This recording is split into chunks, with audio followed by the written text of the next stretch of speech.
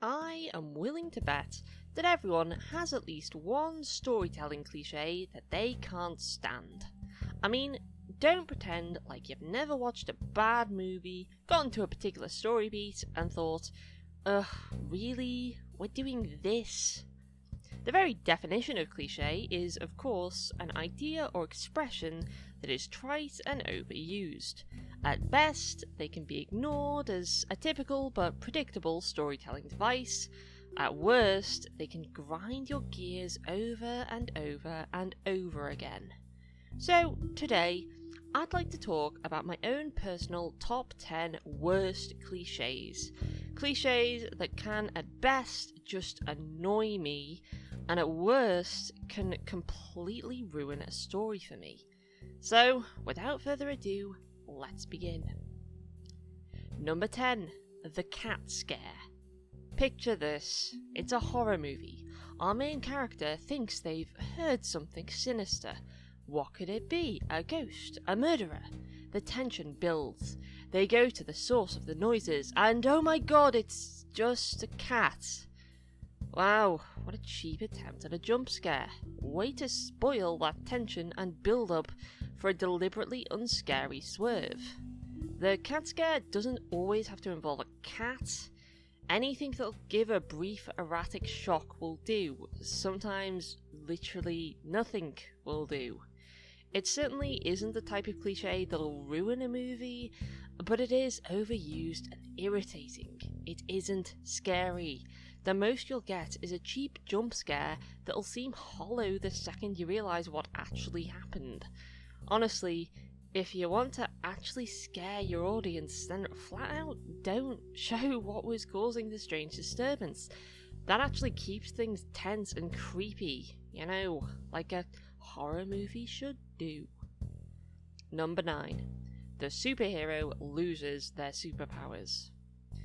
Right, when I go to see a superhero movie in cinemas, the absolute bare minimum I need to see is the superhero being a superhero and, showing off their superpowers.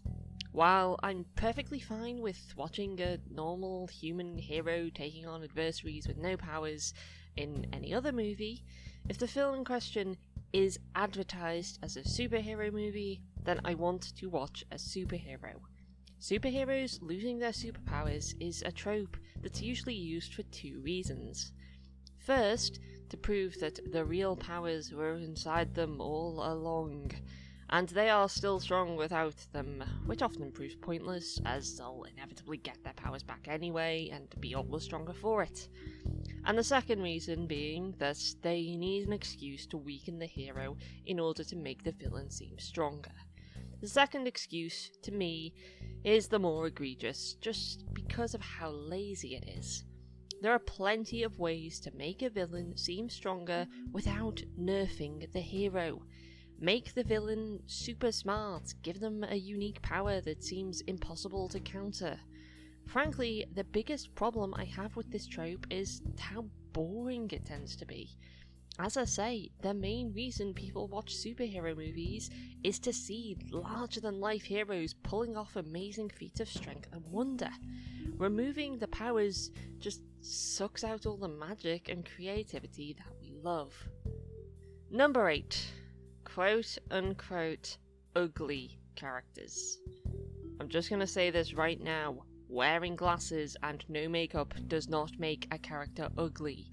Not fulfilling the impossible standards of Hollywood beauty does not make a character ugly. Having a little bit of belly fat does not make a character ugly. I'd like to think that at this point in time we're past this, but it still comes up even to this day. Just look at a film like Tall Girl, a Netflix original that features a girl who's considered weird and unattractive for being tall, despite it being played by a literal fashion model. Do these filmmakers not see the hypocrisy of trying to act like they're preaching for body positivity, but then only ever showing characters who are basically gorgeous bar one small flaw? If everyone is beautiful and it's okay to be ugly, then why aren't you casting actually ugly actors in these roles? At this point, it's almost cliche to say you hate this cliche, but at the same time, if it's still being used even to this day, then it absolutely deserves to be called out for it. Number 7. Easily avoidable communication misunderstandings. Do you ever find yourself wanting to scream at a character because they're in a bad situation, often caused by some kind of misunderstanding, that could quite easily be solved by actual basic communication? The misunderstanding brought on by poor communication is often aggravating because it could just so easily be solved. Whether it's an inevitable third act misunderstanding or a first act plot-inducing misunderstanding, it's frustrating to watch our characters go through so many problems when the solution of basic communication is so obvious. Shrek, why do you take issue with me turning into an ogre at night? Fear will be your daughter's enemy, and by that we mean her own fear of her powers, not other people's fear of her. Yes, I was working for the bad guy, but now I have betrayed him and I'm fighting for you instead. All this and more could avoid completely unnecessary conflicts that rarely amount to anything. Oh, and speaking of completely unnecessary conflicts that rarely amount to anything, Number 6. The inevitable falling out. If there's ever a film or a show that features two best friend characters, you can more or less guarantee that they will at some point temporarily fall out and declare themselves no longer friends. It never lasts, and inevitably they will realise that they really do need each other soon enough. Much like the communication problems, often this rarely adds anything to the plot other than contrived conflict that can come across more as frustrating than anything else. Like, we know they'll be friends again soon enough, we know this isn't going to be permanent, and more often than not, their reasoning for falling out is either so petty and contrived that you wonder why they should stay friends if their relationship is that fragile, or the reasoning is so genuine and understandable that you aren't rooting for them to get back together. What can I say? I guess I just don't like watching characters be all mopey and miserable for such contrived reasons. Number 5. Strawman Bigots. Look, I am all for anti-prejudice messages in media, when they're done right. And honestly, few things can kill such a message more than making the bigot of the story into a ridiculous over-the-top caricature. Anti-discrimination messages work much better when the villain of the piece is actually realistic.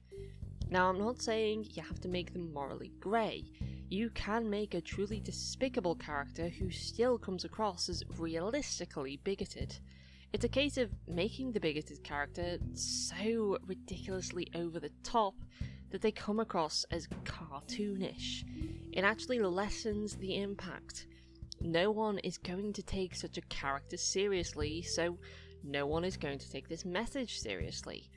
The best anti-prejudice stories in media are those that actually deal with a contextually realistic, racist or sexist or homophobic character, not just someone whose entire personality revolves around an incredibly simplified take on it. Number 4. The comic relief load. Now, don't get me wrong, I have nothing against comic relief characters in general, provided they're actually funny, but if there's one character type I simply cannot stand, it's what I like to call the comic relief load. As in, the character who's meant to be funny and a way to lighten the mood, but in reality is just immature, irritating, and generally drags the plot and the characters down rather than actually helping the heroes in any way whatsoever. Despite it being their purpose for existing, such characters are rarely funny, or at the very least, their humour contrasts with the overall tone of the story. Scenes with them are often out of place and add nothing. They are, as I say, very much a load on the plot that has to be dragged around by the other characters, hindering their progress. Once again, not all comic relief is bad, and sometimes comic relief characters can be very enjoyable to watch, but only when their humour fits with the tone of the story and their existence is not a hindrance to the other characters. Number 3. The liar revealed. Let's be real here. No one likes this trope. Whenever I see this trope brought up, it's usually to talk about how annoying it is. Quite frankly, seeing so many people trash this trope is actually quite cathartic, and I'm glad I'm not the only one who hates it. The liar revealed trope is, of course, the trope in which a character's dishonesty, not flat out betrayal, just minor dishonesty, is revealed and everyone turns on them. There is absolutely no catharsis in watching scenes like this. Usually, the hero in question was not lying out of malice, but rather just to save their own skin or keep things going smoothly. So, seeing them treated like a dirty traitor often seems disproportionate and dissatisfying. Once again, the low point in the character's life obviously won't last forever, but even then, it's an absolute slog to watch and it needs to end. There are far less frustrating ways to teach that lying is wrong. Have the character's guilt come from the consequences of the lie, not through people chewing them out for it. And if the lie had very few consequences, then quite frankly, who even cares? Number 2. The slap slap kiss kiss relationship. Okay, so a male and female character inevitably falling in love simply because they're sharing a screen is overused and trite enough. But a trope that absolutely drives me up the wall is two characters who clearly hate each other and bicker non-stop, suddenly falling in love. I'm sorry, but relationships where the couple constantly bickers, argues and disrespects each other are not cute. They're unhealthy and quite frankly, they should not stay together. Healthy relationships should come from respect, connections and intimacy. If two characters' only shared traits are hating each other equally, then that does not equal true love. Yes, couples can occasionally fight and gently tease or rib each other, but needless disrespect and annoyance are not key parts of a caring relationship. I could probably rant about this trope for hours, but I won't stall any longer. Let's talk about my own personal worst cliche. Number 1. The Vanilla Protagonist. While all the other cliches I've described are trite, overused and annoying, this one right here is all of those things, but also ungodly and unbelievably disappointing. Nothing ruins a perfectly creatively crafted world like putting forward a bland as sailbred protagonist and expecting us to care about their journey through it. Vanilla protagonists are basically the ultimate everyman. A protagonist so bland, so bare bones, and so unremarkable that basically anyone can just put themselves into their shoes because they're pretty much just a blank slate. While such characters are typically male, female varieties certainly do exist and often go by the logic that all you need to make a strong female protagonist is to create a bland milquetoast woman with no personality or quirks, then give her a sword. It's overall the problem with trying to make your story so incredibly mainstream appealing and easy to digest that it becomes a boring one-size-fits-all piece of fluff. Except this isn't necessary. Characters with strong personalities can still appeal to mass audiences. And even if some folks don't like them, just stick in another contrasting hero for them to root for instead. Vanilla protagonists can at best drag down a well-crafted story, and at worst can allow the collapse of an already struggling story. But to be honest, rarely are they the ultimate deciding factor of whether or not a movie is bad.